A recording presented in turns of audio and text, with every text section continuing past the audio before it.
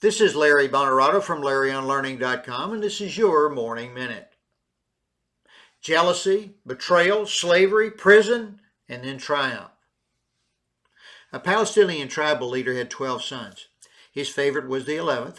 Not only did he favor this son greatly, this son, Joseph, was arrogant and disrespectful to his brothers. This arrangement caused Joseph's brothers to hate him. The brothers devised a plan to get rid of Joseph. When they were all out working with the animals, they planned to kill him.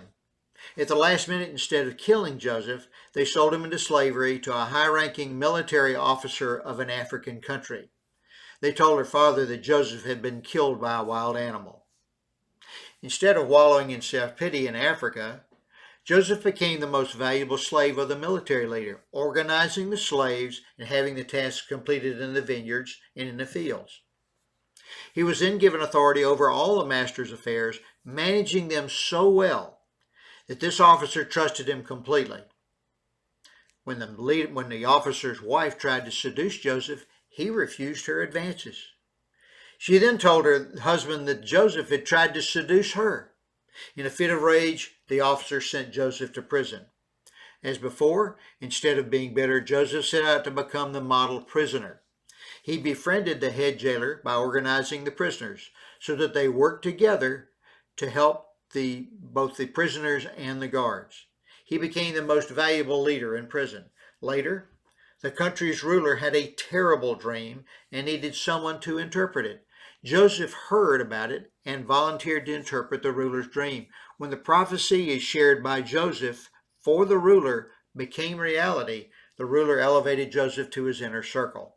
Once again, Joseph excelled, rising to the rank of prime minister.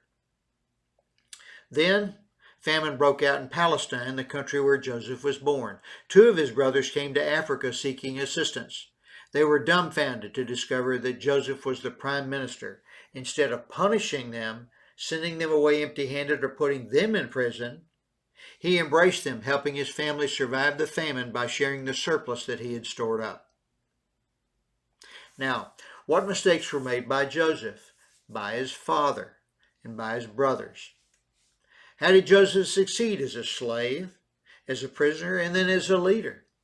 How was his life changed by rebuking the military leader's wife? What can we learn from this story and the actions of the people in it? And what would you have done differently?